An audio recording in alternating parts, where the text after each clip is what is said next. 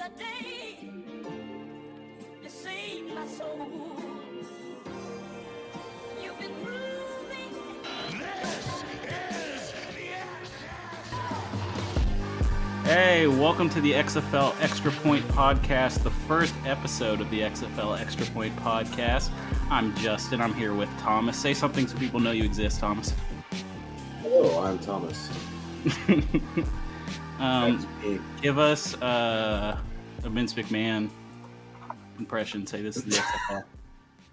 It's going to make me cough. Here we go. Oh, wow. Nope, not doing it. Voice is not ready. Not ready to go for that. Thomas. That'll be, all right, hold on. I got to hear him do it. Give me a second. Okay. I don't know if my voice can do it. Here we go. This is the XFL. Perfect. All right. Fuck yeah. So we got a big show, lots to talk about. You know, we just had the inaugural XFL Draft. And lots of players to talk about. Today we're going to go through the first round of every phase. We're going to try to do a deep dive. And there's just way too many players that we haven't heard of. So I guess the plan is to be uploading these once a week. We both have full-time jobs, so I don't know if that's going to happen, but the plan is to upload these once a week. Make sure y'all follow us on Twitter at XFL Extra Point. We'll be posting when we'll be posting episodes. So I guess let's get into this. Today we're going to do draft analysis. We're also, after that, we're going to do our way too early predictions. You know, defensive MVP, coach of the year, who's going to win the chip, as they would say. The chip. And we're going to claim our teams. Are you ready to claim your team, Thomas? Have you thought about it? I have thought about it, but I'm going to let you go first and explain your reasoning. Okay. Well, we'll do that at the end of the show. So I guess we might as well just get into it. So Tuesday and Wednesday were the big draft days. We had pretty much an all-day event. How did you feel about how they did the draft overall? Like, how did you follow it? I basically, since I'm working all day, I was basically just following it kind of as when I would look at my phone on the XFL Twitter. Just kind of seeing it pick by pick if I could make it. I do like how they set it up to where every team gets assigned a QB, so we're not kind of wasting time with the first round being 6 different QBs or 8 because there's 8 teams. Though we're going to talk about it a little bit later. There was a quarterback taken in the first round. So that makes some questions. You know, like, is there going to be a QB competition in whatever team? You're not going to spoil it. I might as well spoil it. Are the Houston Roughnecks going to have a QB competition between Connor Cook and Phillip Walker? Perhaps. I mean, I guess we'll have to see. Season. I was watching. We'll get into it more when we do the episode on Tier 1 quarterbacks. But I was watching those Phillip Walker highlights, and I was like, all right, this guy's pretty dynamic. I wasn't expecting him to take Connor Cook. I'll tell you that much. Yeah. Though I feel like Connor Cook could have been one of those first round or those Tier 1 quarterbacks. He was the same thing as Kirk Cousins, where people loved him going into the draft, or he was everyone's favorite underrated prospect. But I mean, and then he got thrown into the absolute fire with the Raiders and got decimated. But that's not his fault, really. So who knows? All right. Well, I guess I didn't say my opinions on how the draft went. I started out following it on Twitter. And I was like, "Oh my god, this is a fucking mess."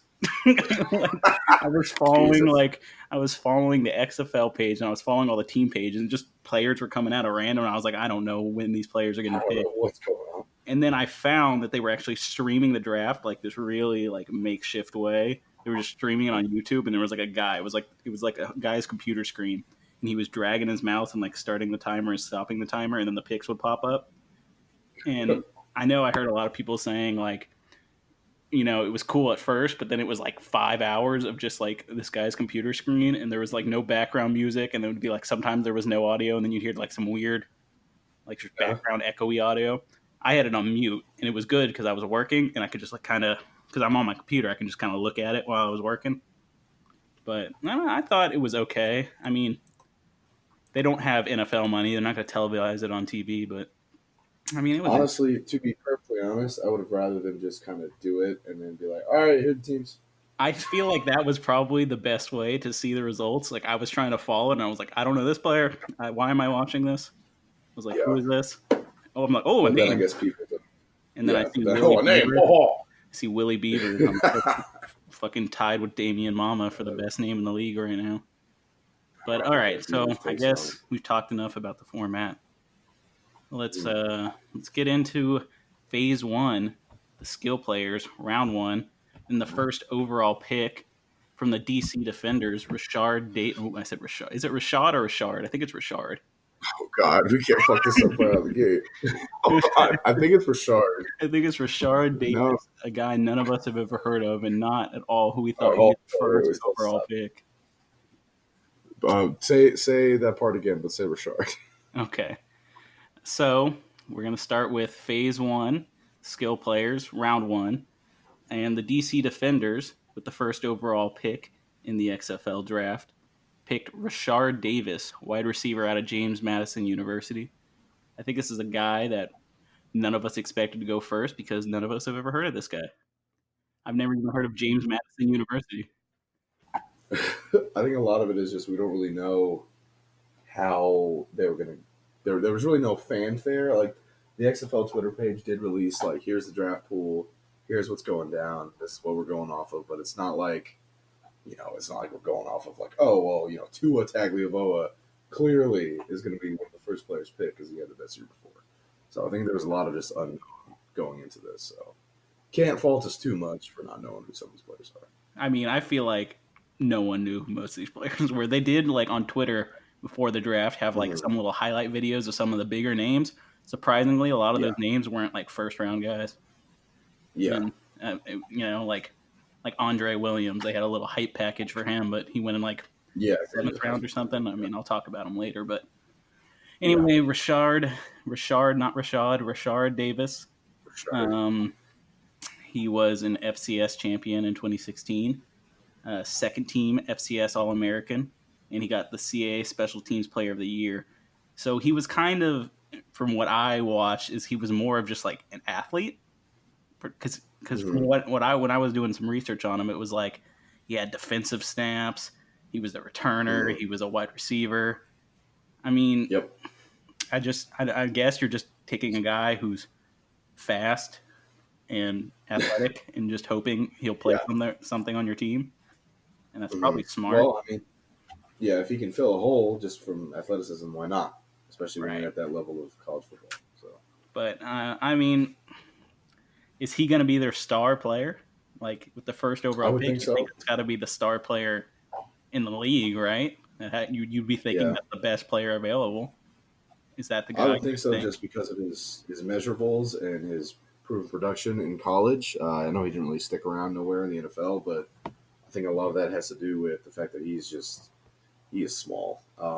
He's just very tiny. Even for a developmental league, he is quite tiny at 5'8", 175-ish. Whenever you're south of 185, that's when it's kind of like, ooh, well. Just because of the football is football, and you're going to take hits. And the smaller frame you are, the more likely you are to get injured. So I think that's one of the reasons why I didn't quite stick in the NFL. And 5'8", you are little. It's not a knock on him at all. He's a better athlete than I would, of course. Yeah, but Kyler Murray can also throw a ball about 80 yards. So fair enough. All right. Well, I guess there's not much more to say about him. He was somewhat productive in college, but not flashy numbers, and so we'll just see.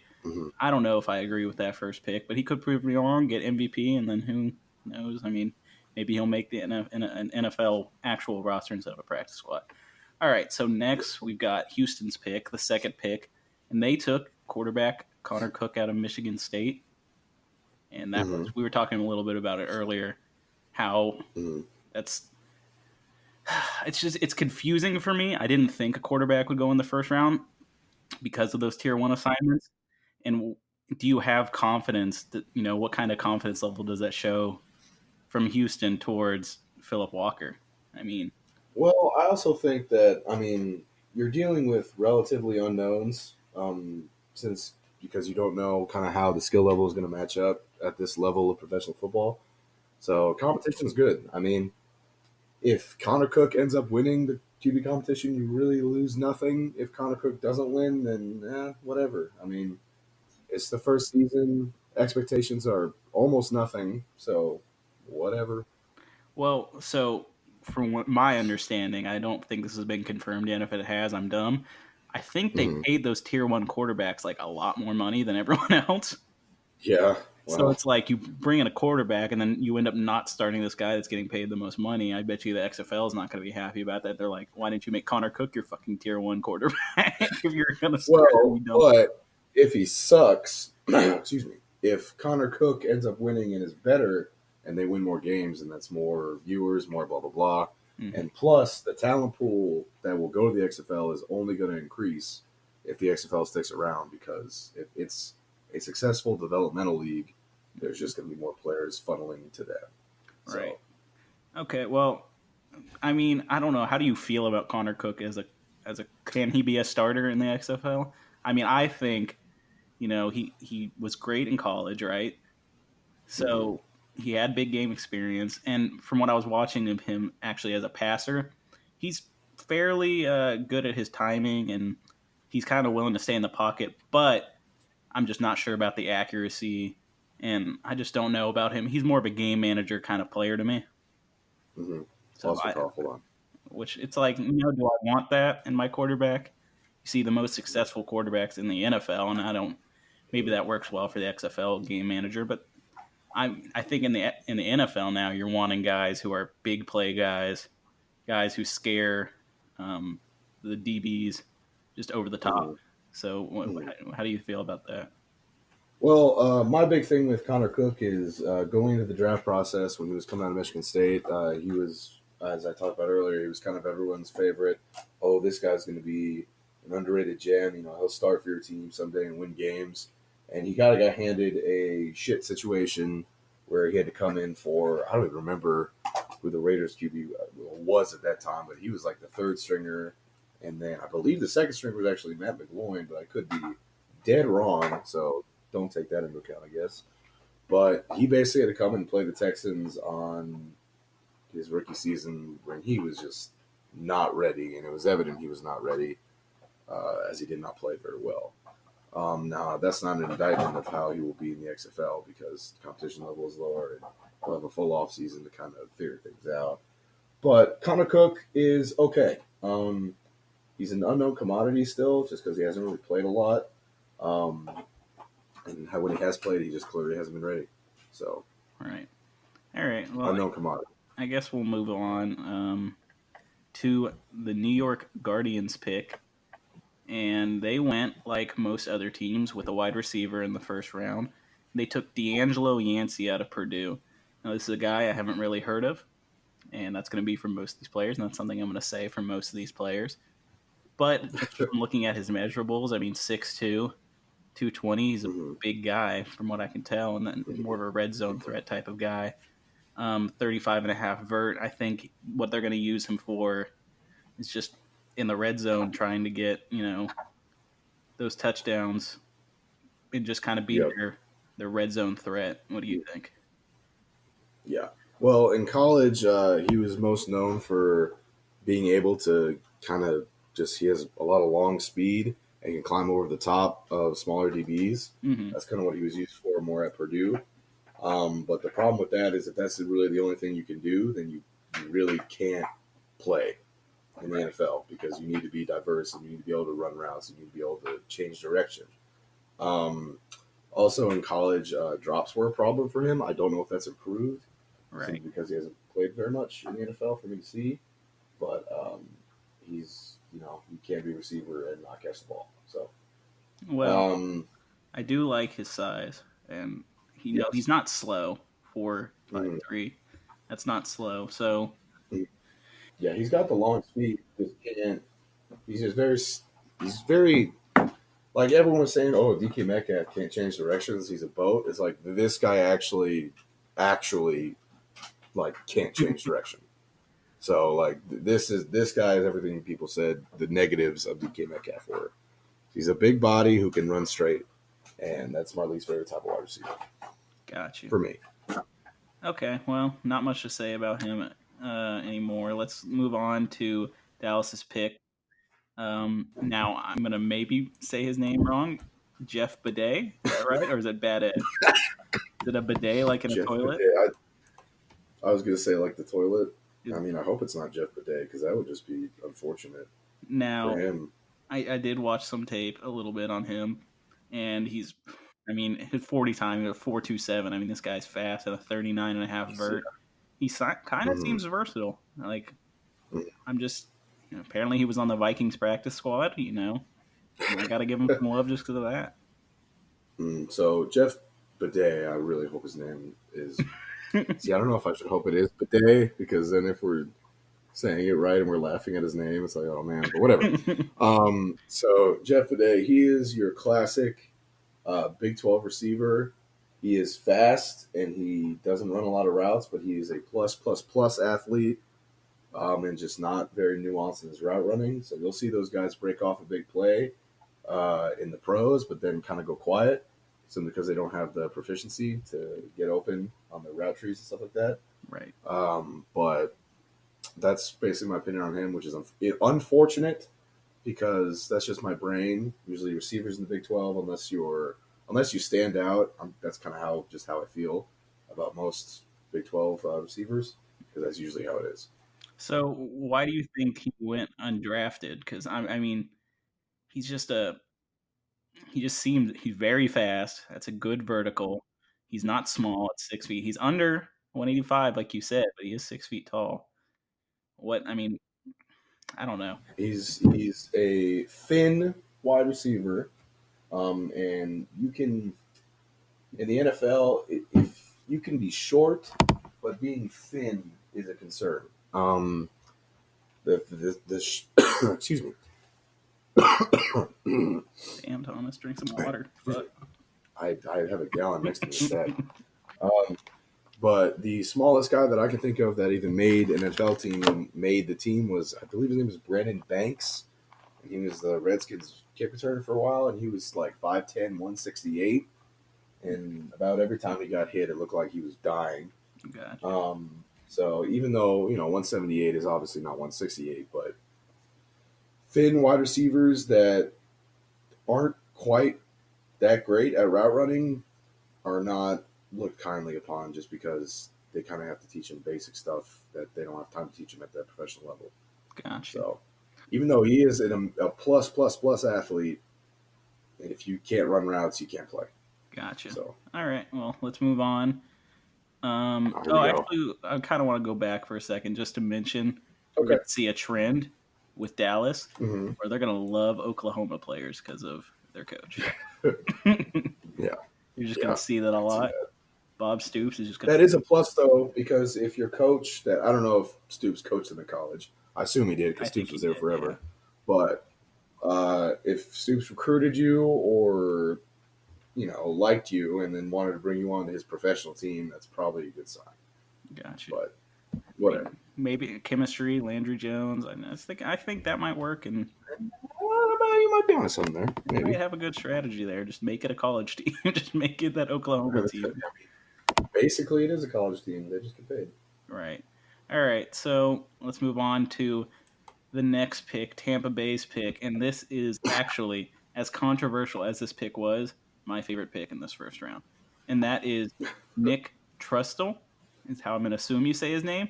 He's a tight end out of Grand Rapids Community College. So what were you going to say? How do you think you pronounce his name?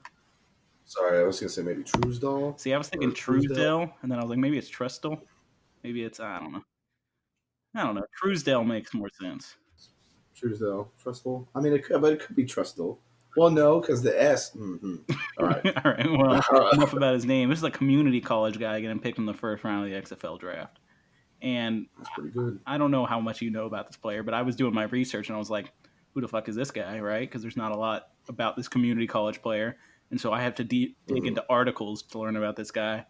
And I'm like, holy shit, this guy is a beast because he is 6'5", and he was, not a guy that was recruited out of college. Obviously, he went and played arena football and indoor football, and he eventually got invited to what do they call it, a veteran, like the pro combines.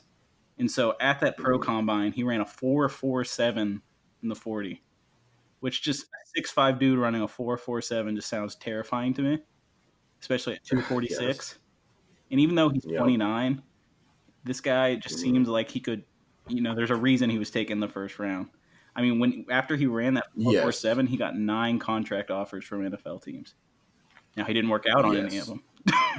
But, and something else that I had noted when I was doing my research, there was one season when he was playing arena football, and I forget the name of the team that he was playing on in the Arena Football League, but in one season, he racked up like 1,300 receiving yards and like 27 touchdowns, and that's like almost all of his arena football stats are from that one season, even though he played 3 years in the AFL, Arena Football League. So, you have anything? Do you know anything about this guy? Probably not. I know nothing. And in fact, while you were talking, I tried to do some quick, speedy research and came up with everything that you said. The only thing I'd say is while his measurables are impressive, it also at his measurables, I'm assuming that he can't block. Right. And that's not necessarily like there are a lot of tight ends in the league that can't block, but they can at least kind of get in the way. I'm assuming this guy just can't do it and he's incapable of doing it, which is whatever. But then that just makes you a longer receiver that even though he can run as fast as he can run a straight line, might not be able to move laterally and change direction to where he can actually kind of get open in the seam or something like that. So he has been on 3 practice squads, and I mean, that's not to say that, you should have had your shot in 3 practice squads. Stuff happens. I mean, people get better at the sport, so it's not saying that he sucks. But I could be totally wrong. He might be the best blocker, this side of the fucking Mississippi. But that's when I see that and I see doesn't stick in the NFL, that's what I think. Okay, well, but I know nothing about it. So here's going to be me defending him. Does he need the block? I mean, we've seen, tight ends that can't block in the NFL. I mean, Jimmy Graham was just a glorified receiver for the Saints. So yes, he was, and he lined up at receiver. And that's why he ended up hating the Saints, because he wanted to get paid as a receiver. And they were like, nah, dog, you a tight end, homie. Well, that's not going to be an issue here. But they're like, nah. I think they'll be lining him up at receiver. I think this guy is going to be an athletic freak. And I'm not going to. And I mean, maybe, especially with the lower defensive talent in the XFL than there is in the NFL. I'm not willing to say this guy's going to be the MVP. I'm just going to say maybe we're going to know this guy's name, and maybe he's going to get some NFL offers. We'll see. Possibly. All right, let's move on to a guy that is a familiar name for the St. Louis Battlehawks. It is Christine Michael, not Christine. Christine. I've been hearing that. Like, I've been watching some of these recaps of the draft. Everyone still says Christine Michaels, and I thought it was Christine Michael. But I was researching him, and there was an actual pronunciation of his name, and it was Kristen. Yeah. Nothing to say about that. Christine. I mean, I was said Kristen, or God damn it. I always said Kristen Michael. So. Oh, you did. Because that's just how I read it. So. You actually knew it was Kristen. Yeah. Wow. Well, look at you. Yeah, I'm just, I know my players, you know what I mean? Well, he was a running back out of Texas A&M. Super Bowl 48 champion with the Seahawks. Big 12 Offensive Freshman of the Year, 2009. Drafted in the 2nd round by the Seahawks in the 2013 draft. And he got to play with the Seahawks for a little while. I think it was something like 4 years in total. But he never really, you've seen, they've gone through so many running backs. He never really stuck in the NFL as He's been a backup guy, and now he's in the XFL. He didn't do much in the NFL. He rushed for 1,089 yards while he was in the NFL and 4.3 yards per carry and 7 TDs. But if you look how long he played, not that impressive. So, what do you think about him?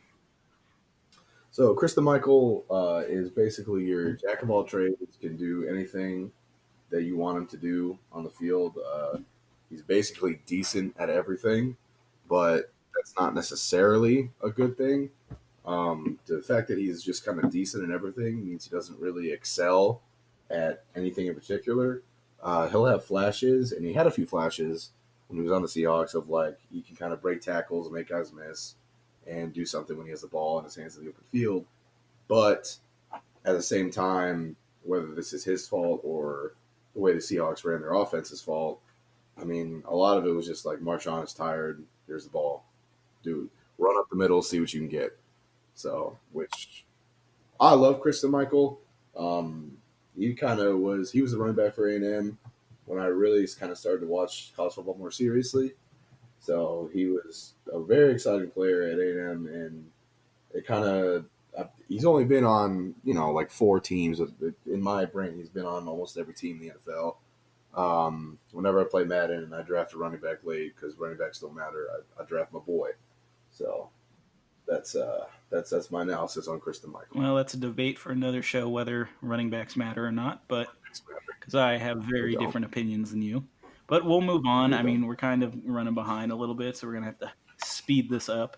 And we're probably not going to go as much in depth into the next few rounds because honestly, I'm not going to know much about them. You might.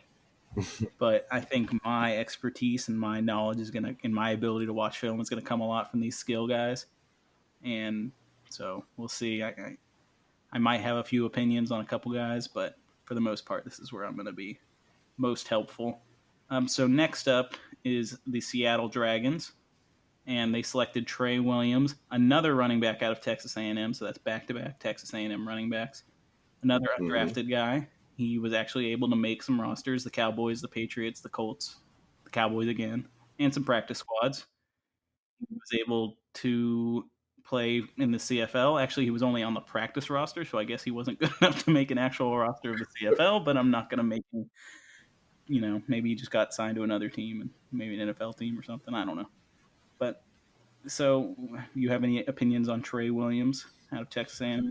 Trey Williams is a full-time kick returner in the NFL. He may not be that in the XFL, but to compare him to an NFL player, I don't want to say. Hold on, Justin. What's the name of that guy in the Eagles? Sorry. I don't want to say Darren Sproles because that's lazy. Because I think of a guy who's just speed and kind of a gadget player, Darren Sproles. But that's honestly what I think of when what comes to mind. Players like Darren Sproles, players like Duke Johnson. That's kind of what Trey Williams is. He's a change of pace at best. He's got the speed and he's got the juice to make something happen, but he can't carry the load, I don't think, for an NFL team. So, but we'll see how he does the next NFL. For being 5'8", I feel like a 4.49 40 isn't blowing me away. Well, you have to.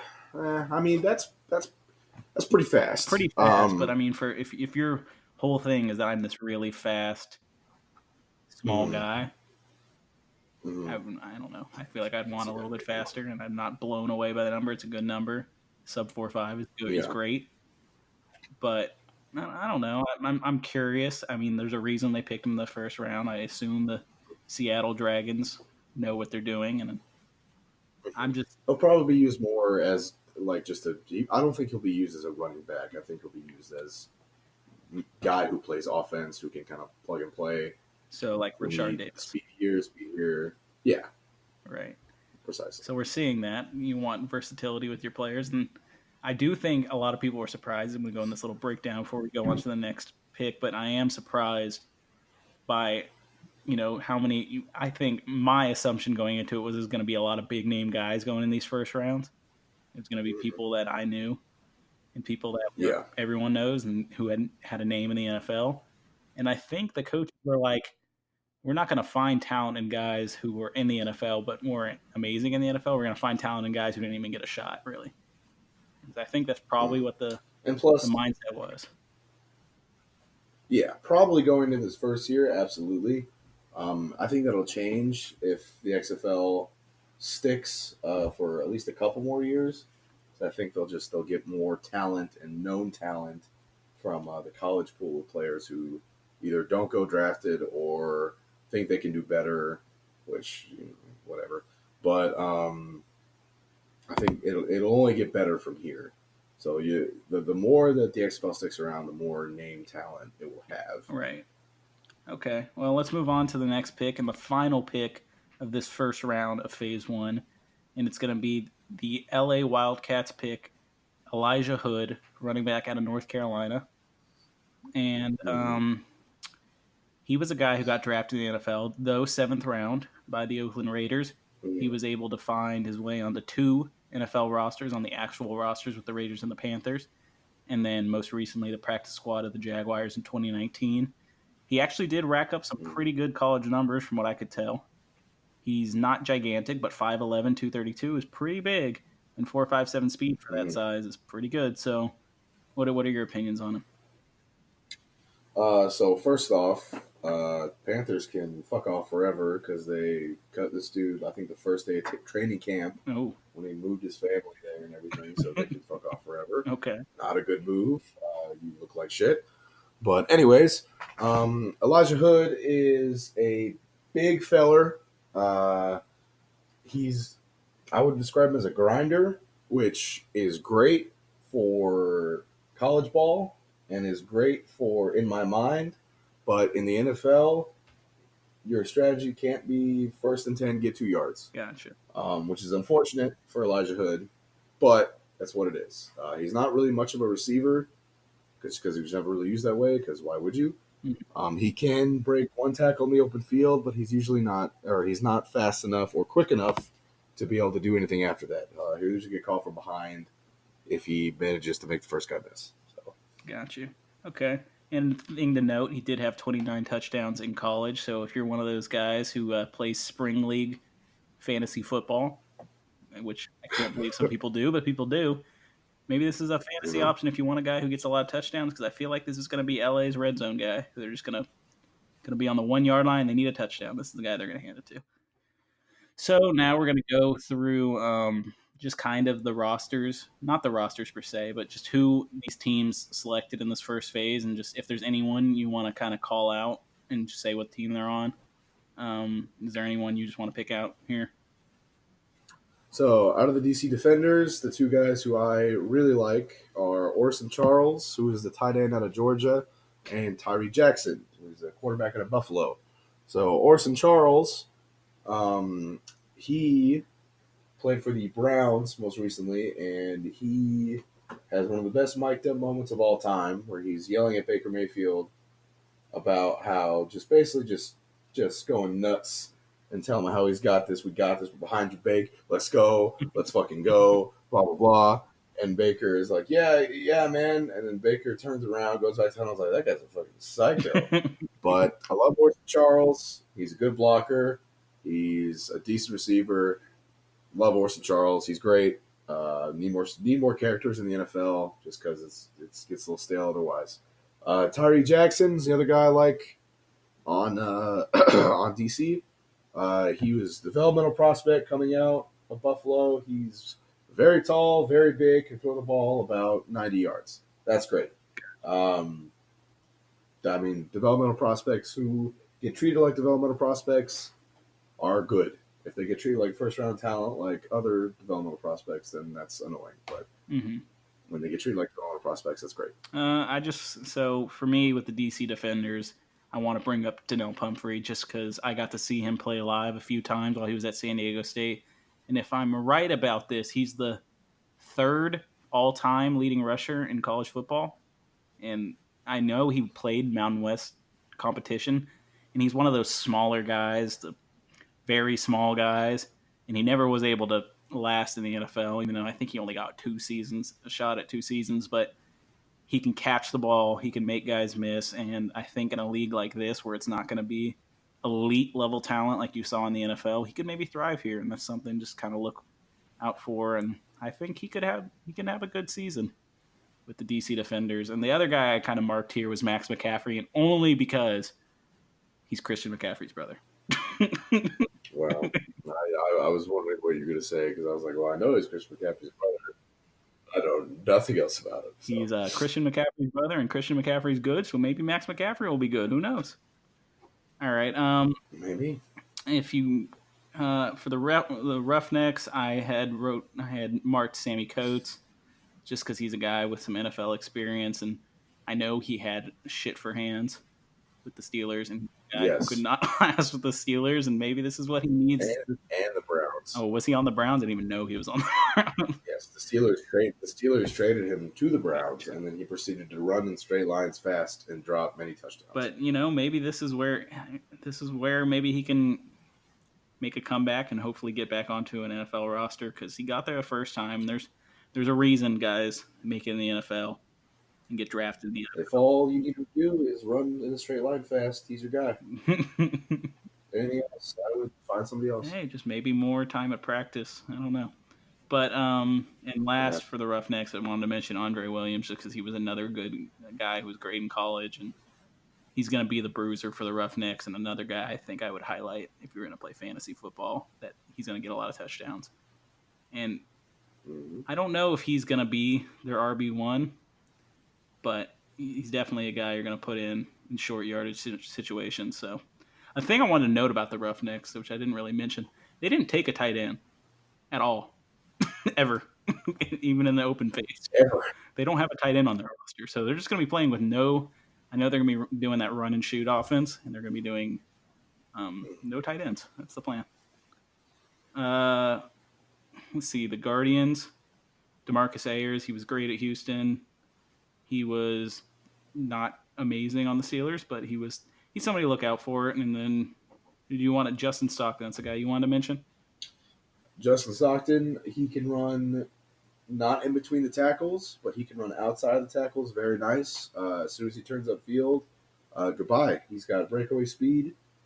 He played for the whatever AFF team was, like the Firemen or something. He played for them. He was arguably the best offensive player on their team before that league folded. That team also had the best uniforms in the AAF, if I'm not mistaken. They're like yellow and green. But whatever. Yeah, Justin Stockton. He's a solid athlete, solid dude. I think he'll do pretty good. And the last guy I just really want to mention for this phase one is Stacy Coley, and he was a former Vikings guy, and that's the only reason I really know who he is. But I remember coming out when we drafted him in like the 7th round or something. There was like, is he gonna be that third wide receiver on the Vikings? And there was a lot of promise, and it just never panned out. He's a guy I'm just looking forward to see what he does. All these guys I want to mention aren't necessarily people I know a ton about, but they're guys I'm interested in, and I kind of want to see how they do in the XFL. So a couple other guys I'm going to mention real quick here. On the Tampa Bay Vipers, Devion Smith, who's a running back out of Michigan. At Michigan, he was great. Always fought for yards after contact. Never really gave up. That's big for running back. He also had a little work as a receiver. He's just probably not fast enough, per se, to be in the NFL, but we'll see how he does in the XFL. Quentin Flowers, who is actually was the quarterback for USF when he was there, has a really great story, and just asked to play running back because he is very fast. St. Louis Battlehawks, Jordan Tamu, I think is going to be very, very, very good. Brogan Roback is my boy. Not even just because of Hard Knocks, but I was there before the fame. Mm-hmm. Let me stop me if you want to talk about somebody that I skip over. No. Just power through these guys. Okay. All right. Ishmael Hyman, really liked him when he was on the Browns. Thought he would stick, but we have too many receivers that can't catch. On the Seattle Dragons, Keenan Reynolds. He was one of the guys who, for some reason, the armed forces were like, actually, you have to serve a year in the military before you can play football for some reason. Just you. Don't know why. He was very, very good as the quarterback for Navy. That was when Navy was actually quite good. But he is a wide receiver now because he's just a freak athlete. And that is all I wanted to cover from there really quick. All right. So we can move We're on. going to move on to phase 2, the offensive linemen. I think we're going to go through pretty quick. There's not a lot to talk about with these guys because lots of them didn't get playing time in the NFL. And we're just going to, for me, it's going to be about size and strength and speed for these It's guys. always about size with you. Yeah, size is the most important thing for me. But, if it's little That's and they right, know so- how to make it work, they can be impressive. Yeah. We're going to see that with a couple guys who I think are shorter than average. So the first pick in this second phase was the LA Wildcats, where they picked a guy named Storm Norton, an offensive tackle out of Toledo. He was That's a undrafted. great name. He was actually able to land on the Lions roster and the Vikings roster. So don't know this guy, but he was on the Vikings at some point and was on our actual roster. So I don't know. I think we didn't establish this early on. They probably figured this out by now. I'm a Vikings fan. He's a Browns fan. And Yes, I'm a Cleveland Browns fan. He's a Cleveland Browns fan. But But I'm a real Cleveland Browns fan. I was there for the Colt McCoy years, the Brandon Wheaton years, so I don't want to hear no nonsense. Gotcha. Not that there'd be a bandwagon right now, but maybe by the time this comes out, whatever. All right, so he's a 6'8" guy, 311, which seems sort of light to me for a guy who's 6'8", but a 5, 1, 2, 40, and 15 reps on the bench, which is another thing that scares me. Though you have your opinions as bench, we were talking about this before. I just think that's sort of low. I think the bench press, it is low for an offensive lineman, but also Storm Norton has something crazy like 34-inch arms, which is well above average for offensive linemen. And if you have that long of arms, it's literally like bench press is just harder for you. There's no if, and, or buts about it. It's just harder for you. Yeah. But one of the knocks against Storm is that he does not have very good play strength, and although his balance is pretty good and he doesn't know how to use his length, if you get in his face, he can't really get you off of him. Gotcha. And kind of where he wants you to be. So all right, maybe legit, maybe not. I still hate the bench press at the combine. Gotcha. All right, well, we're going to move on to the next pick. As I said, we're going to fly through this round probably. Seattle Dragons, they went with Isaiah Battle, an offensive tackle out of Clemson. He was drafted in the 5th round by the St. Louis Rams. He spent some time at the Rams and the Seahawks, also on the Chiefs practice squad and the Panthers practice squad. 6'7" guy, 370, that's a big dude. A 5'2", which seems fast for a big dude. 12 reps on the bench. Yes. So some of these bench reps might seem unimpressive, but you have to take into account that these guys' arms are probably 3 times the length of regular people's. So that makes it more difficult. Isaiah Battle has had tremendous upside forever because he is huge. He's huge and athletic. That'll usually get you a job in the NFL, especially on the O-line. He was taken in the supplemental draft because he's had a lot of off-field issues. He failed multiple drug tests at Clemson, which is not a big deal, really. I mean, it is, but whatever. But he's also gotten into not altercations, makes it sound like a fight, but like he's been called uncoachable by many scouts and also his college coaches. So that's not good. That's like a kiss of death. If you can't take hard coaching and you go to the NFL, good luck to you because it's not going to be fun. But maybe the XFL, you don't need to be. I mean, if you're an asshole, I don't want to call this guy an asshole, but I'm going to call him an asshole just from what I've read. He might be an outstanding person, maybe a guy I want to get a beer with. But if you're kind of an asshole in the XFL, that might, I don't know if that's going to be more of a detriment than it is in the NFL, but it might because you might not respect, if you didn't respect NFL coaches. Well, but his talent outweighed that in college.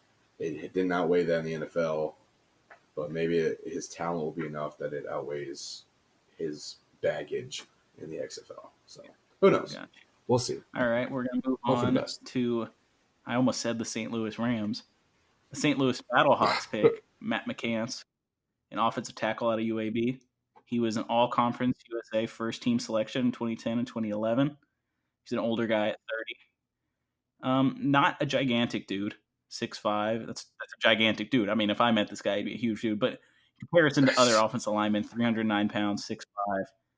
A 5'5", 40, not incredibly fast. And another, from what seems to me to be a low bench, 17 reps. This guy was on the Cleveland Browns at some point, I could see. So yes. Matt McCants was, when he was drafted at that time, a developmental prospect. When he was drafted, I believe he was something like 280, 290, which is, you're not starting on an NFL offensive line at that weight. He's always been a decent athlete, but he's always been kind of smaller.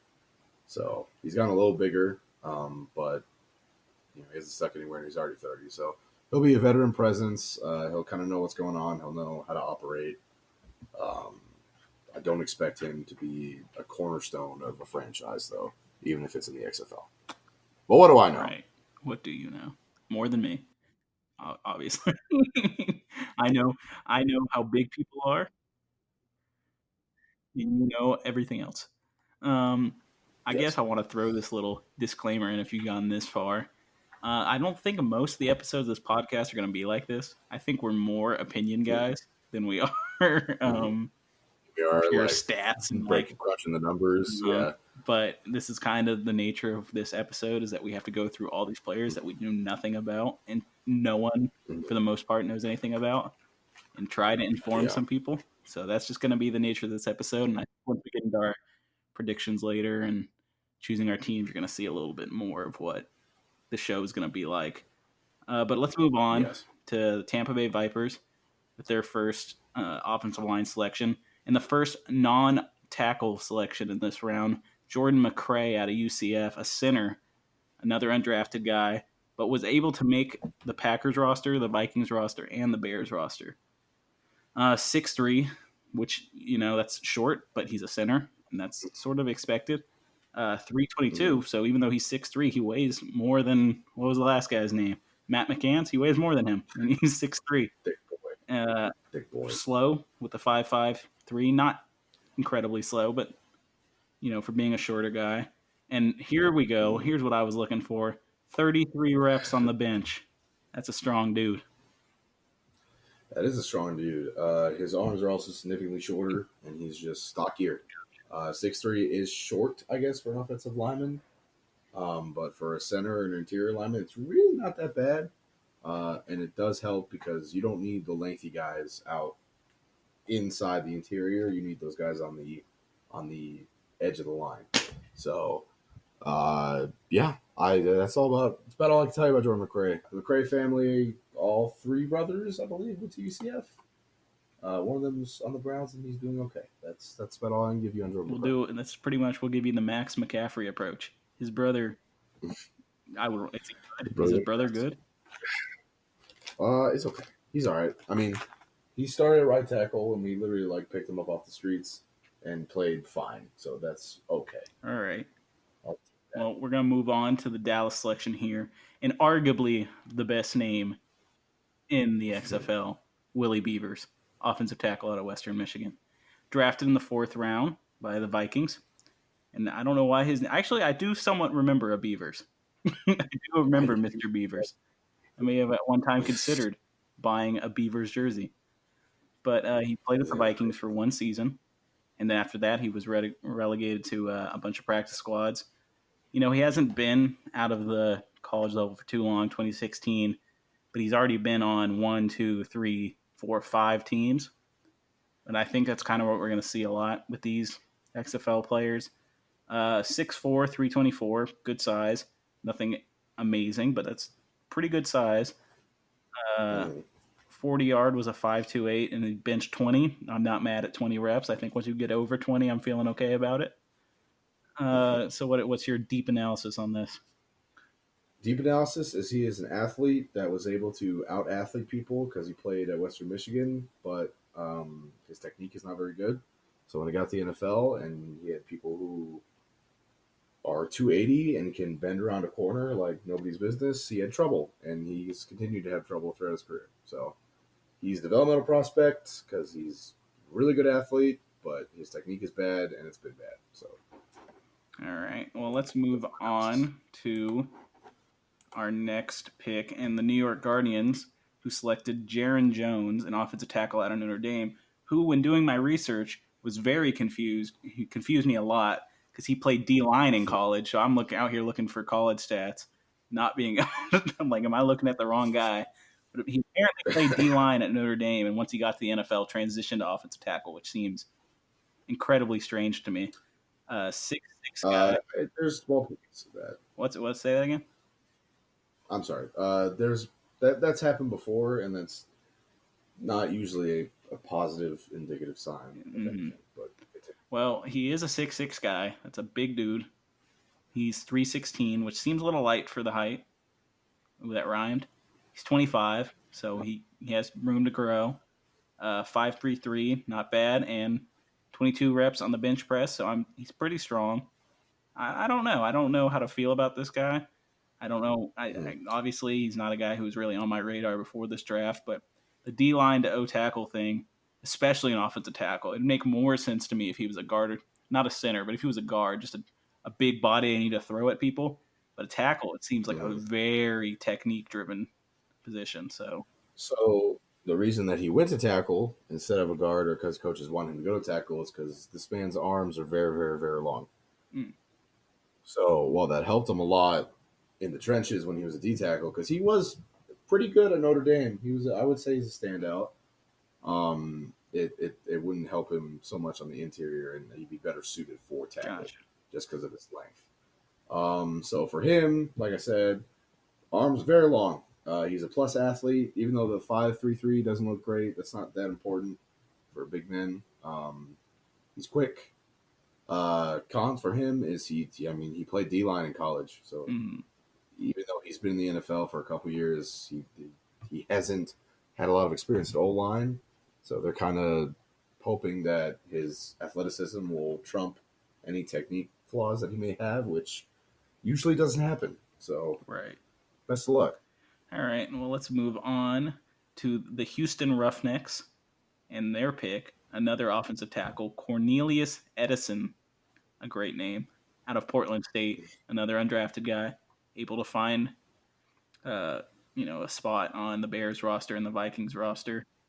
And apparently he wasn't a guy who just signed for a couple months and got cut, which happens. This is a guy who was able to find a way to stay on these rosters.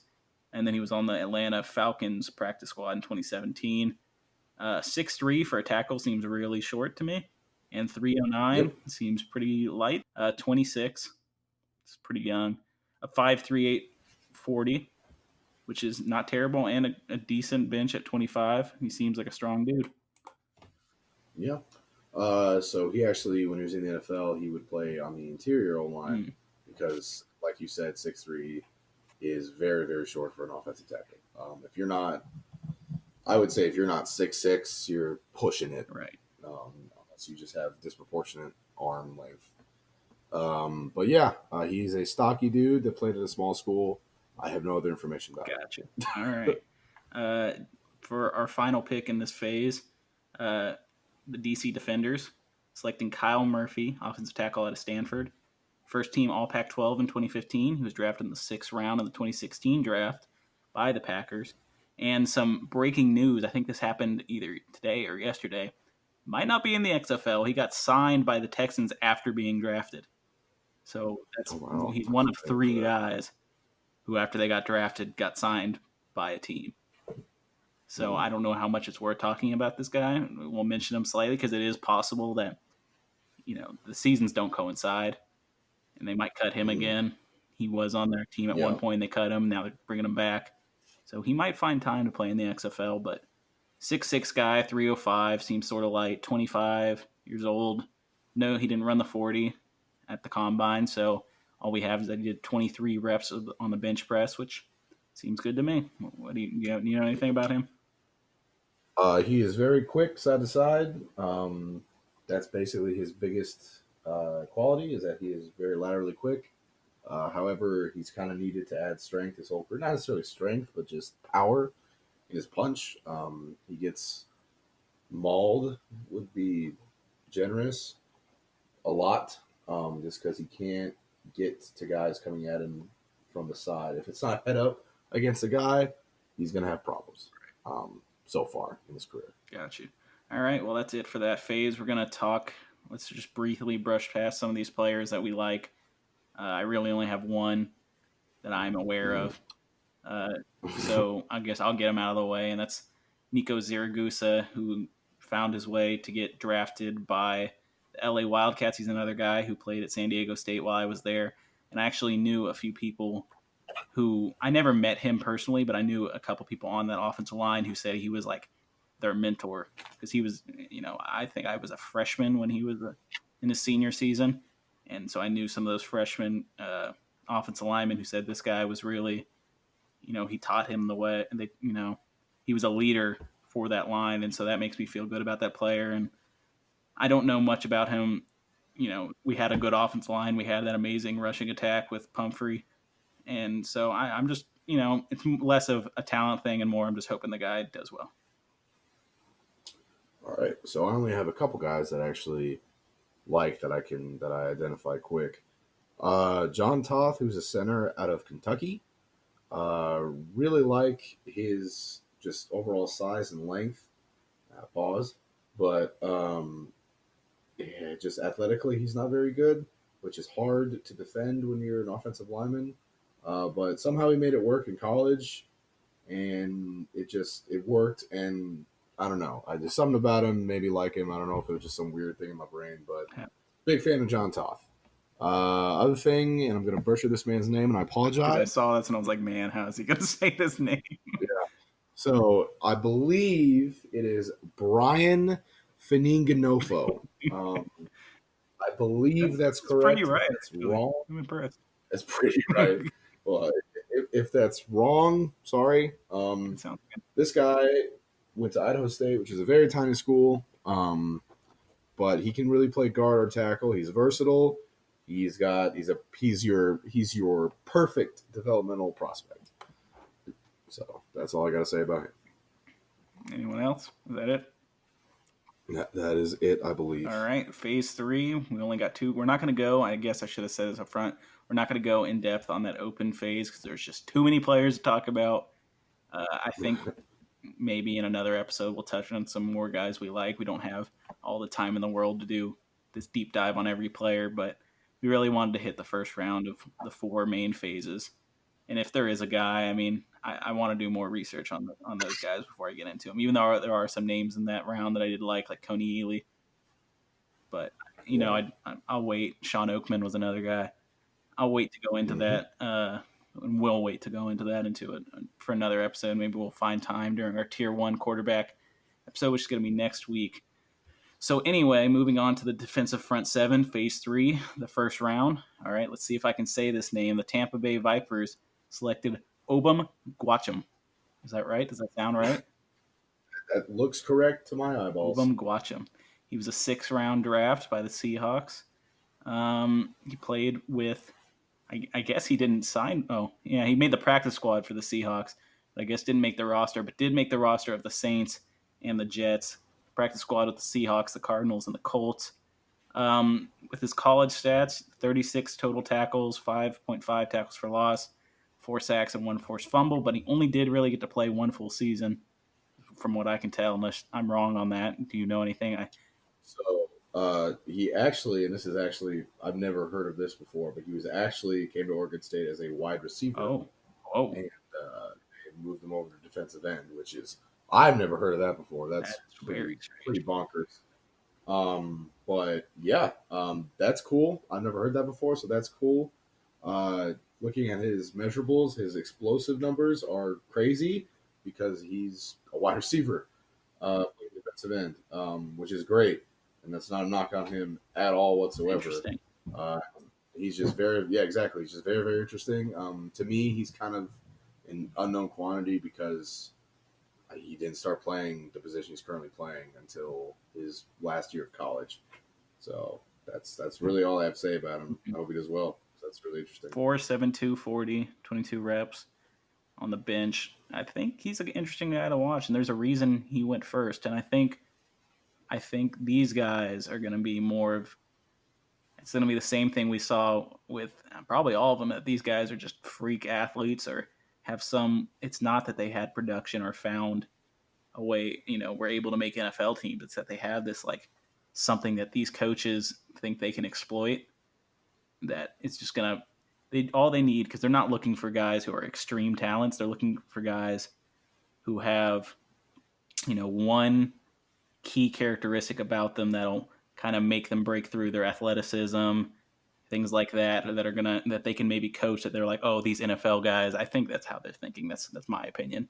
They're thinking, oh, these NFL guys just didn't see these diamonds in the rough, and all they have to do is just get coached well, and they can use and they can use these tangibles to dominate this league. All right, we're gonna move on. St. Louis Battlehawks. Casey Sales, maybe That was right. D tackle out of Ohio, undrafted guy, 2017, was able to find his way onto the Rams roster and the Steelers roster. 110 total tackles in college, 19.5 tackles for loss, and 11.5 sacks. Those seem like some decent numbers to me. 6'3" guy, 289, only 24. I like that he's young. 4.99 for a D tackle.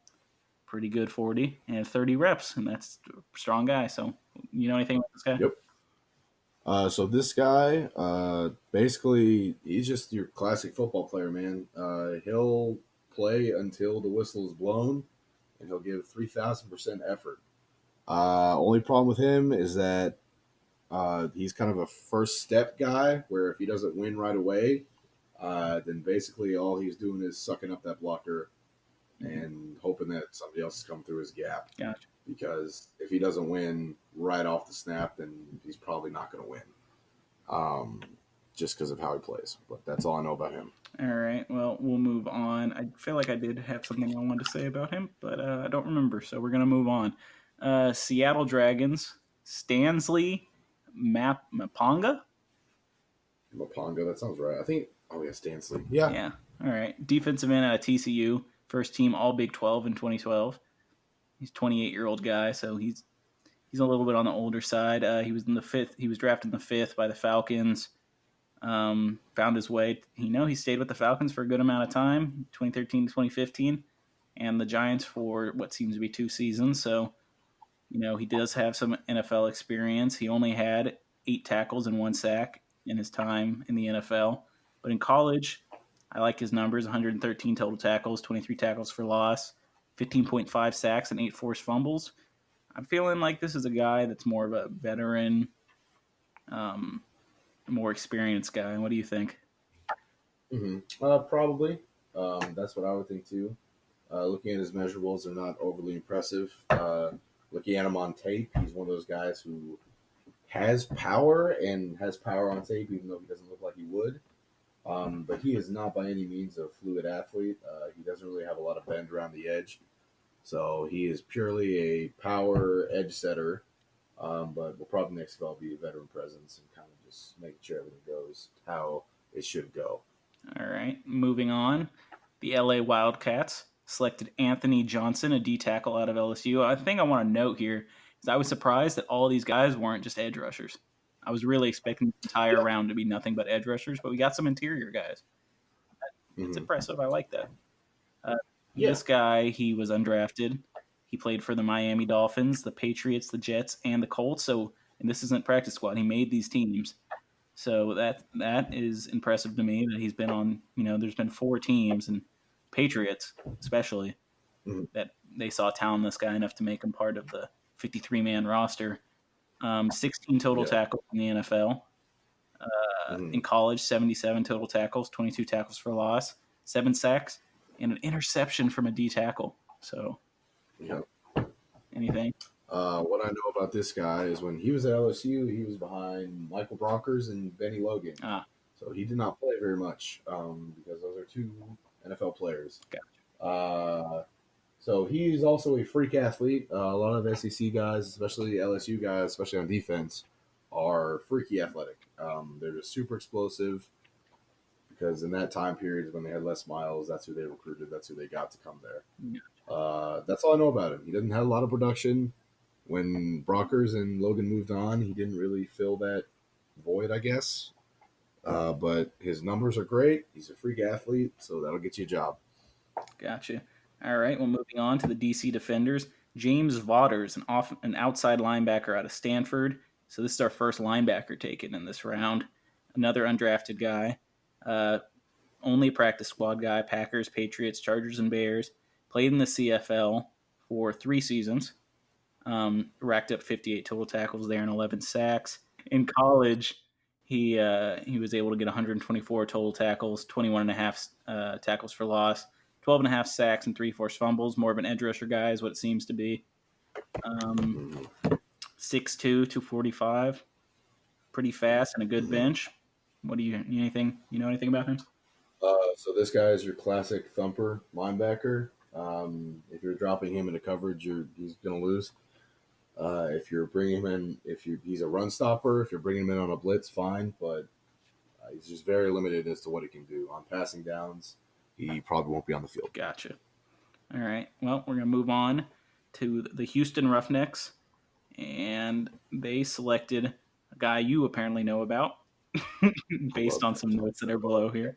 Trenton Thompson, a D tackle out of Georgia, undrafted in 2018. And here's why you know about him. He was on the Browns practice squad, 6'4", 294, only 23 years of age, 5'06", 40. Great for a D tackle.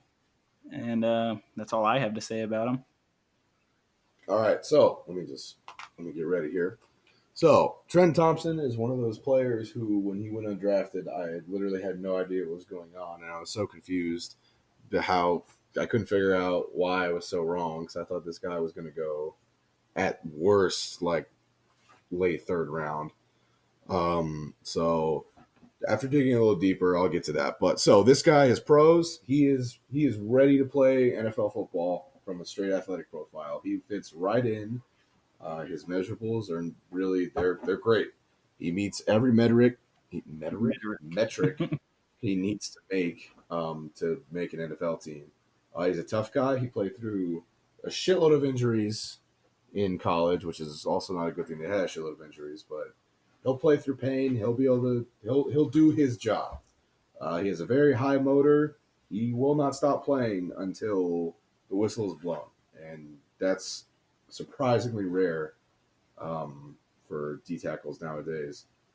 He will always look for someone to hit, even if he's not really in on the play. He'll always just kind of engage with offensive linemen, even if it's not necessary. If he's getting beat on a passing down, he'll keep working, he'll keep grinding. And he's just playing football, man. You can see it when he plays. If you look back at his Georgia tape, he's having a shitload of fun. Some cons with him. Like I said, he was literally injured through his entire college career. He played injured, which didn't do him any favors, and he shouldn't have done that. And somebody on the Georgia staff should have stopped him from doing that, but he did it. And since he is so athletic, he was able to just kind of use that to get by in college, and therefore his hand usage and his overall block shedding technique and pass rushing technique suffered. He doesn't really have a repertoire of either, because he never had to use it in college to do what he needed to do. Gotcha. That's Trent Thompson. Trent Thompson is my son. I like Trent Thompson a whole lot. I think this is the first time we've said son on this podcast, so maybe we need to explain. Thomas had introduced to me via, I'm sure he had heard this somewhere else, but he had introduced to me the concept of sons, even when they're older than you, having a son. Yes. And that pretty much means that it's a player that we've always kind of been behind, and no matter what happens to him, we're rooting for him. That's my interpretation. Is that a correct interpretation? That's correct, but like you love your son can't be a blue chip, highly rated player because everyone likes, Andrew Luck. You know what I mean? Yeah. Like your son has to be someone who you kind of have to defend a little bit. Or at least somebody is like, who is that? Or why, like, this person is clearly better than them. It's like, no. Mm-hmm. That is my son. This is what's going on. Right. Like Baker Mayfield's not your son, even though you like Baker Mayfield. No, can't be my son. Because he was the first overall pick, Yeah, can't do it. The most successful son I have is, even though I've kind of jumped through loopholes to make him my son. Is Jair Alexander Right. on the Packers, and even though he was a first round draft selection, I think like 2 other corners got taken before him, so Right. I'll justify it that way. Okay. Well, we'll move on to, we've only got 2 more selections in this round. The New York Guardians selecting Ben Heaney, the first inside linebacker taken in this phase out of Kansas. First team All Big 12 in 2014, drafted in the 5th round by the Raiders. He was able to play with the Raiders in 2015, 2016. Also spent time with the Saints and the Texans. In the NFL, he was able to rack up 55 total tackles, 2.5 sacks, 5 tackles for loss, and a forced fumble.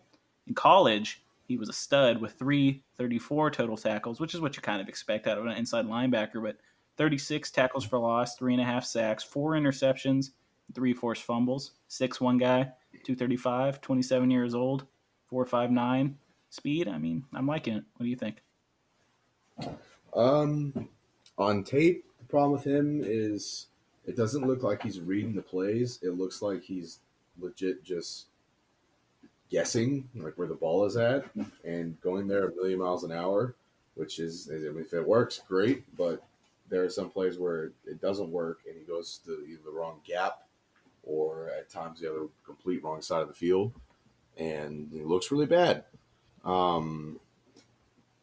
Yeah, I mean, he has the measurables to play and to do good, especially at this level. But he's got to get coached a little better. And part of that, I think, is just because Kansas has not been good at football for a decade. But I mean, we'll see how he does. Gotcha. All right. Well, let's get to our last selection in this first round of the defensive front 7, and a name that's hard to pronounce. Dallas Renegades select, oh boy, Hau'oli Kikaha. All right? Ooh, Is that good? that seemed correct. D-end out of Washington.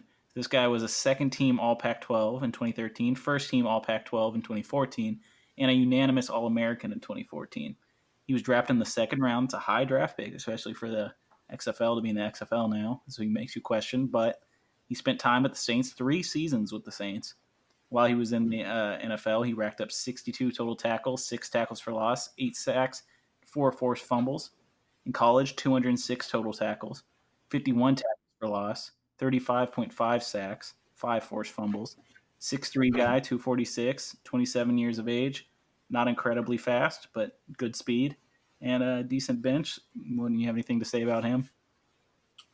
This guy is your pure pass rush specialist. He really doesn't offer anything in terms of run defense or setting the edge. This is the guy when you absolutely need to get to the quarterback, he is on the field. He has had some knee issues in the past, so kind of a medical red flag there. But otherwise, this is your pure pass rush specialist. That's really all he can do, but I mean, that's not necessarily a bad thing. Gotcha. All right. Well, I guess we're going to talk quickly. I don't have any guys really here. If you want to mention some of the defensive front 7 guys that you like from the later rounds. All right. So for the DC Defenders, Scooby Wright, really liked him when the Browns drafted him. Got really excited. He is a classic run-stopping LB, but he can cover tight ends. He's just not particularly good at it, but he can do it. Really, my biggest boy out of this whole group is Tigray Scales, who's a linebacker of Indiana, got drafted by the Dallas Renegades, was a tackling machine at Indiana. Basically, if you went to where Tigray Scales was within 10 yards of, you were getting tackled. Really like Tigray Scales. I hope he does really, really well. Yeah, that's all I really want to talk about for those guys. All right, let's move on to the final phase we're going to be talking about today. It seems like, man, we've been going on forever, but this is the nature of what this podcast was going to be when there's so many players that you don't know. Yeah. You just got to, I mean, I probably knew like 10 players out of these and everything else was research. That's kind of why you're hearing me let Thomas do all the talking when it comes to these things. Right. But, as the season gets started, I think I'm going to, when I actually get to see these guys play, because it's hard, especially in as little notice as we had. The draft was a couple days ago, and I was trying to jam all these players in. I think once I get to, because we're going to watch every single XFL game. We're going to become familiar with all these players. And I think I bet that by the time the season goes on, I think you'll have a better idea of That's how the true. players I mean, yeah, we did go. have such little time, but we wanted to get this out there because I feel like a lot of people don't know anything about these players except their names. Mhm. So I think it's important that we kind of talk about them, at least introduce some of these guys, and especially the players that were picked in this first round, because those are the players that these teams are trying to build around. So, all right, let's move into phase 4, the defensive backs. So Thomas took the notes on these. So That's right. if my reading isn't as spectacular as it's been so far, you can blame Thomas. Um, That's so the wonderful. first pick, the Dallas Renegades, selected Darren Smith. What's an SAF? A safety. That's how they did it in the. Got you. So we're gonna do SAF as safety. I would have just put an S. That's how they did it. Well, I was okay. So when the XFL Twitter released like the player pool, like for safety, they put SAF, and I was like, "What the fuck is SAF?" And then I figured it out, and I was like, "Oh yeah, that makes All sense." right. Well, so Darren Smith, a safety out of Fresno State, he was a 6th round pick in the 2015 draft by the Bengals. He played for the Bengals and the Browns. He was on the Vikings practice squad. Spent some time in the AAF in their one failed season. The San Antonio Commanders was his team. Ran a 4.640. What do you have to say about him? I really like Darren Smith. He was really good for the Browns as a stopgap kind of replacement player. He's a really good athlete for the position. You can play him and start him in the NFL at single high safety and be fine. Um, Obviously, he's not going to be able to play up against like a premier receiver, but he can. You could do a lot worse than Darren Smith. He was arguably the best defensive back in the AAF, statistically and whatever.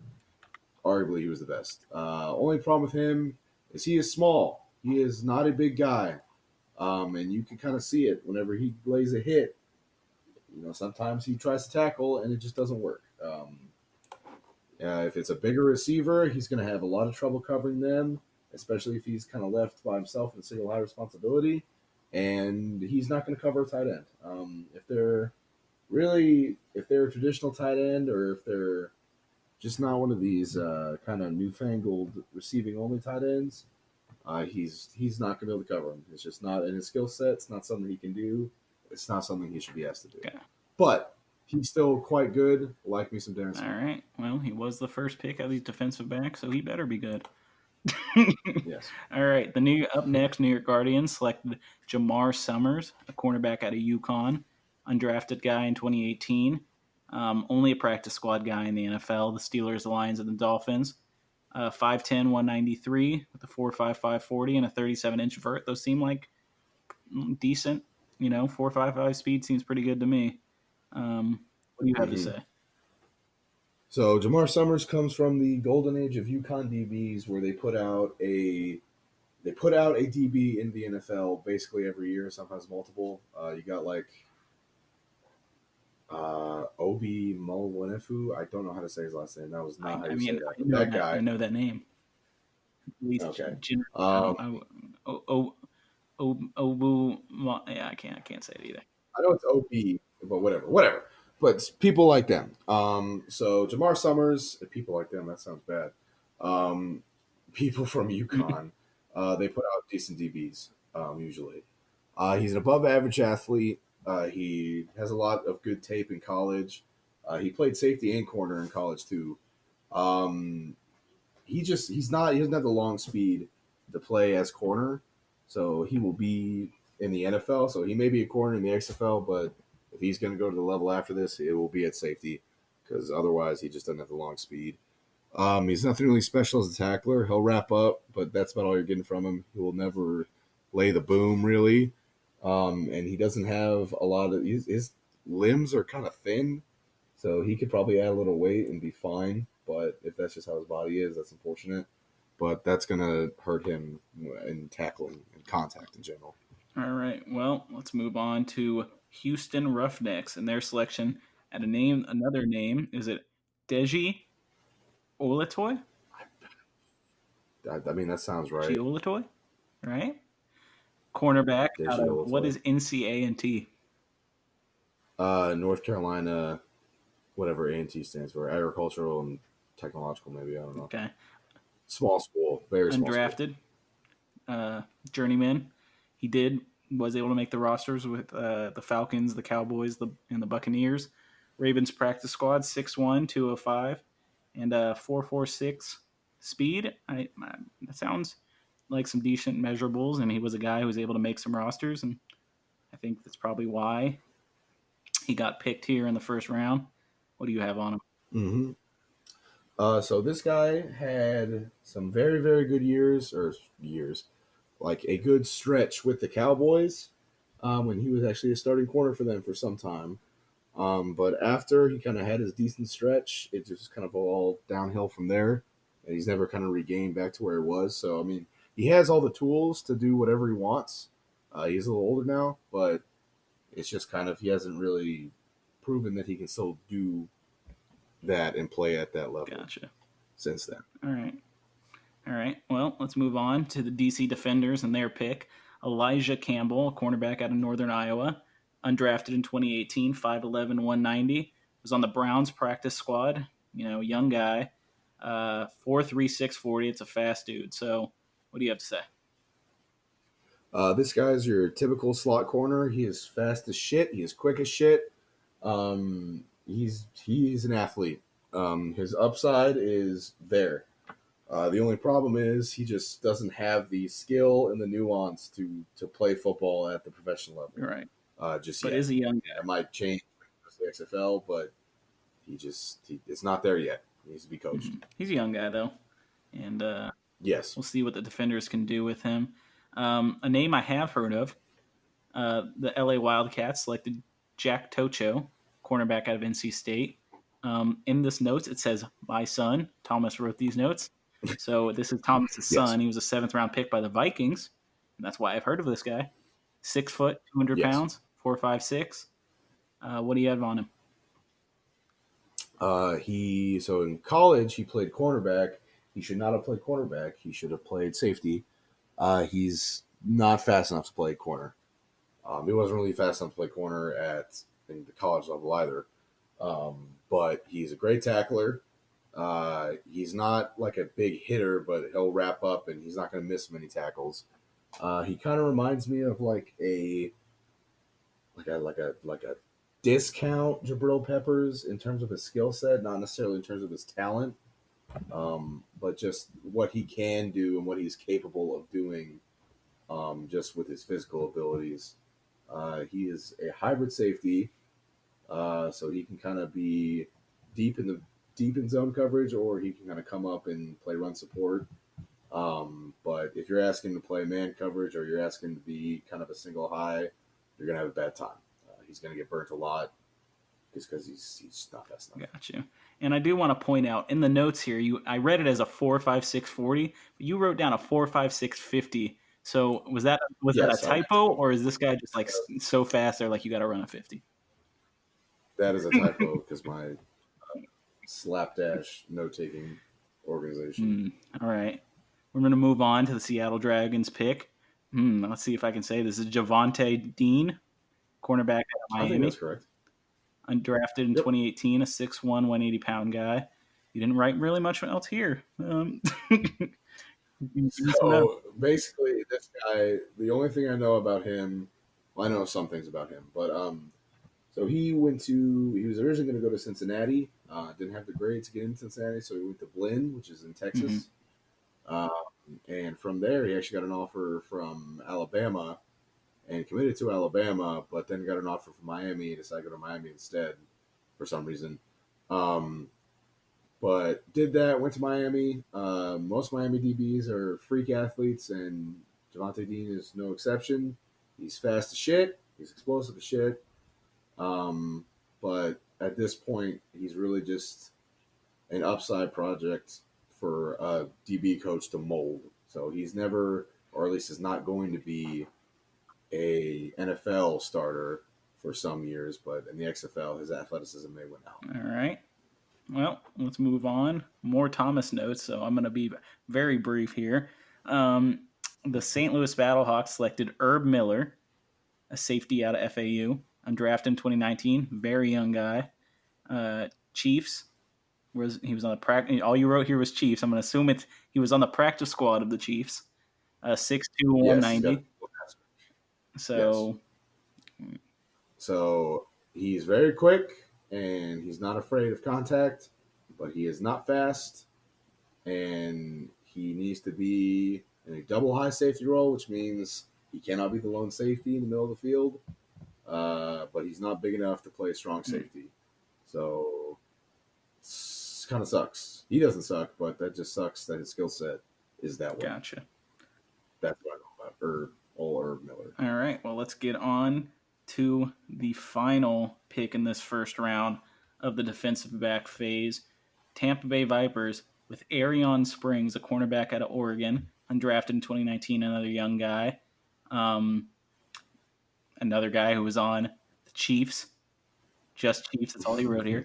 Chiefs practice squad. Yep. 5'11", 208. All right, so this guy is a great athlete, as most Oregon DBs are. They know how to recruit him up there. The thing that is weird about him that breaks the norm of Oregon DBs is he's actually kind of more of a stocky build.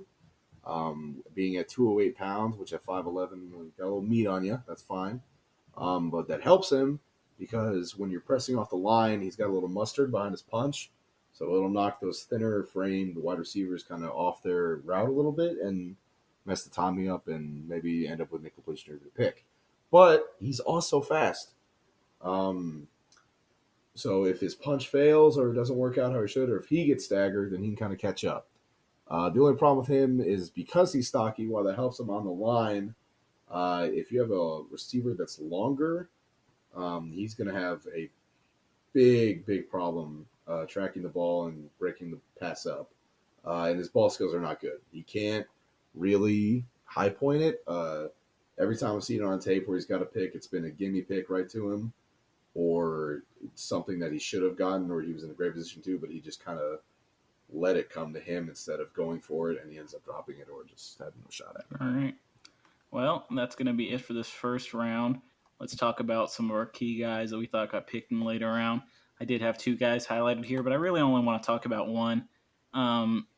Kenny Robinson, the guy out of West Virginia, the safety for the St. Louis Battlehawks, and he was kind of a name that was really, there was a lot of talk about him because he's on a way different path than all these other players in this draft, and that he still has college eligibility, and well, not anymore, but he was, he's not eligible for the NFL draft. And so what he's going to do instead of playing that final college season, because he's not allowed, right, his grades or something, right, that he can't play NCAA football. Yes. Now he has to, he's got to find some other way to prove his talents before going into the NFL draft, where he's projected to get drafted. I don't know how early. I know at one place I think it was PFF, that I saw he was projected at first, and I don't know if that was recently, but, I think he will get drafted somewhere, and even if it's the later rounds, and he's really the first guy to say, fuck college, I'm going to go play in the XFL and get paid, even though he can't play in college. It's interesting, and I think, there's potential that he could be really good, because he is a talent that we haven't really seen anything from at the NFL level. So this is his first pro ball, and I'm kind of interested to see how he plays. All right. Well, I'm going to go over some of the guys I like in this class. Jalen Myrick, who's a corner in Minnesota, really fast. That's really all I have to say about him. He's extremely fast. I think he ran in the 4.2s. DC Defenders. Or at least 4.3s. Yes, DC Defenders. On the UC Roughnecks, Ed Reynolds, who was a safety out of Stanford. He was good. He played for the Browns briefly and was good. Fortunately, we had to cut him loose because he had too many injury problems. But he played well for us, so I like him a lot. Brendan Langley, who's a quarterback at Lamar. Lamar's not too far from my hometown of Friendswood, Texas. So I get to I'd watch some Lamar games because they would actually be on TV for some reason. I don't know why, but I would watch them. Because you're a nerd. And I wasn't watching. I played football too with you, Thomas. I wasn't watching high school football games. Goddamn. Yeah, maybe. But Brendan Langley, just you could tell he's kind of better than the level of football he's playing at, which Lamar is just a lower class of D1. We already talked about Darren Smith, Channing Stribling on the Seattle Dragons. Really liked him playing at Michigan. He was opposite Jordan Lewis, and I think that was the best corner tandem in the Big Ten at the time. Unfortunately, Michigan has sucked for the last decade, so they don't get the credit they deserve. Gotcha. All right, so there's our draft analysis shit that took forever. We're like, what, an hour and 31 minutes into our podcast right now, so we're going to hit, this is going to be, I said this earlier, this is going to be our longest episode, and it's just going to be the nature of it because we had so much to talk about. I assume our tier 1 quarterback conversation is not going to be nearly as long, but because there's only 8 of them. But I think that'll still be a decent episode. Our aim is an hour. What we're at now, not an hour. So sorry about that. And if you found that boring, I'm sorry. But I think it was important that we talked about all these players, and it's great.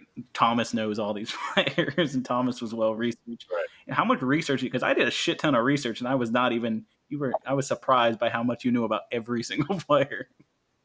So, I mean, some of these guys I actually forgot that I knew about. I just had to jog my memory, and once I got that rolling, that helped a lot. But also, kind of at work, I don't necessarily have a lot of downtime, but I have a lot of time where I can multitask. Mm-hmm. So that helped. Gotcha. All right. Well, we still have 2 more things I want to talk about, and so that might push this podcast to 2 hours. But fuck it.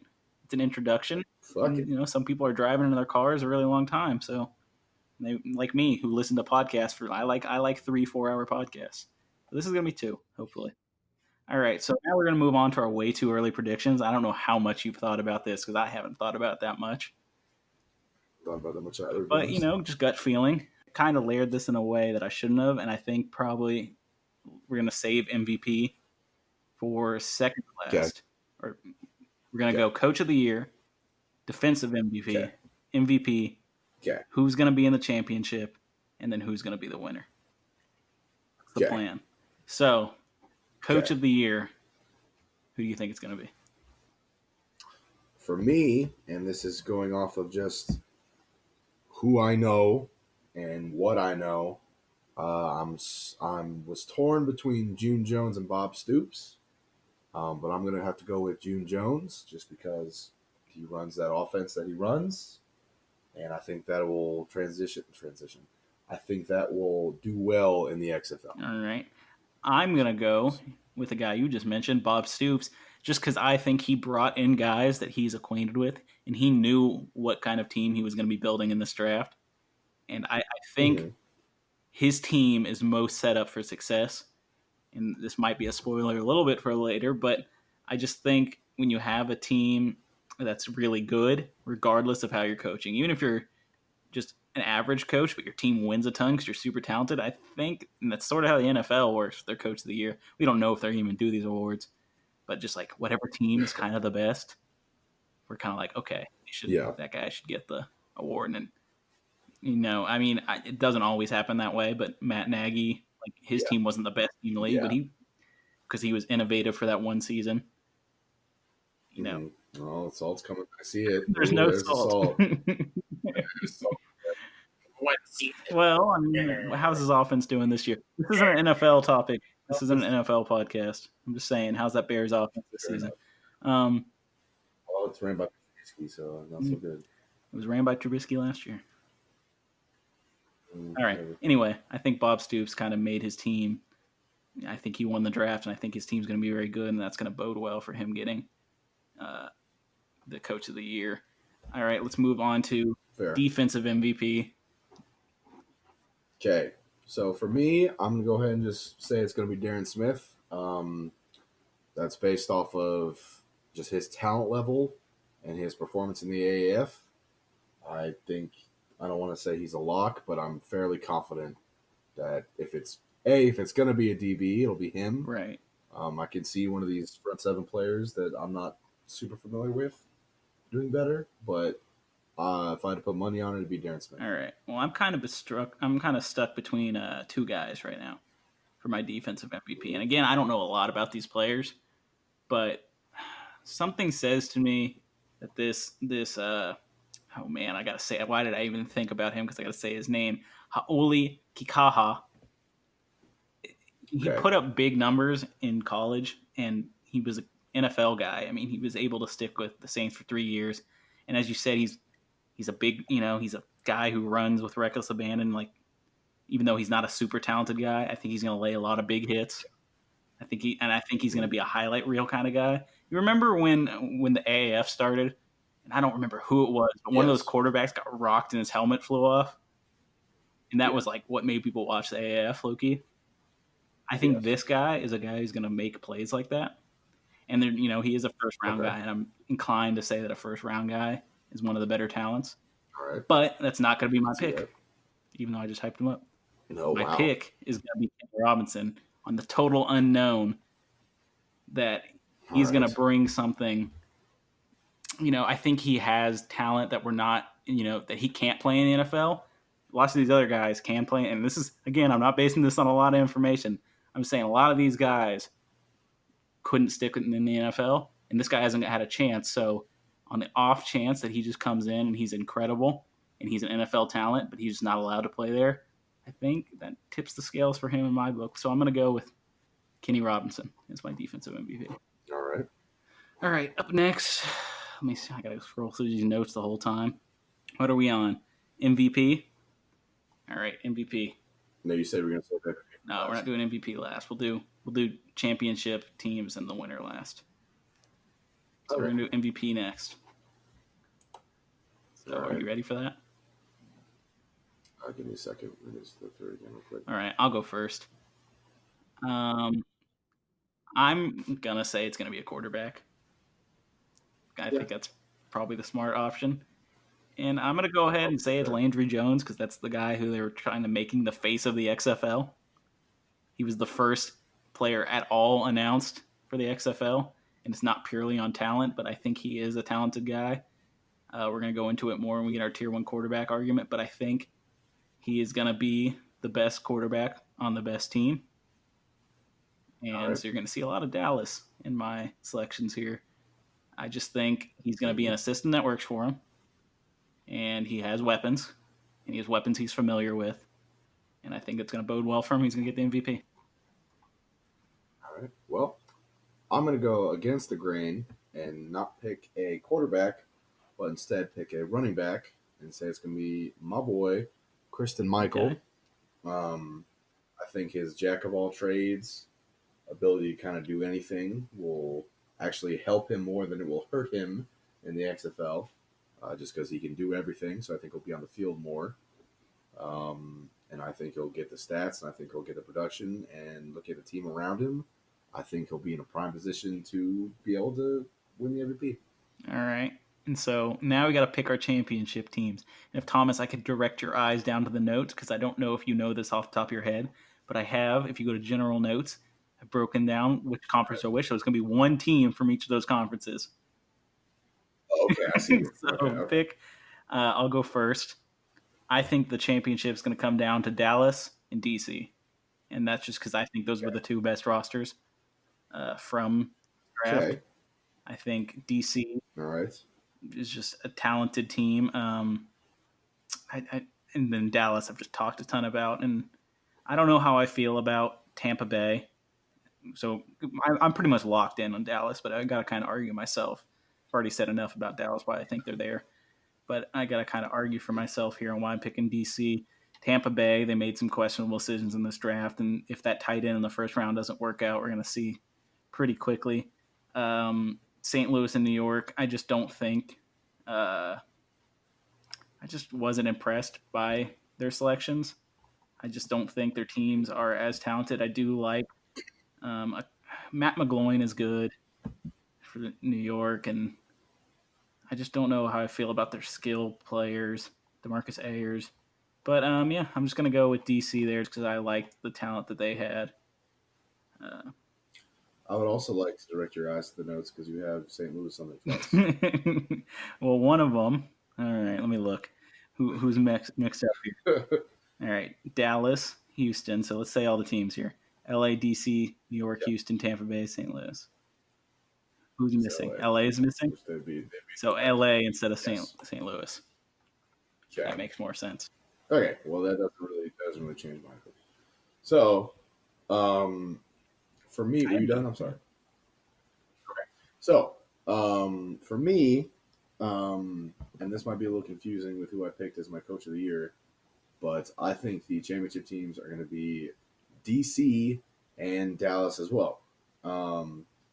Now, I do think that June Jones will still win the coach of the year, but with them drafting Connor Cook as early as they did, I think they're kind of playing the long game and hoping that this XFL thing sticks around for a little bit. So yeah, I also agree that I think it's going to be DC and Dallas. Same reasons. For the same reasons you said. I believe they have the best rosters.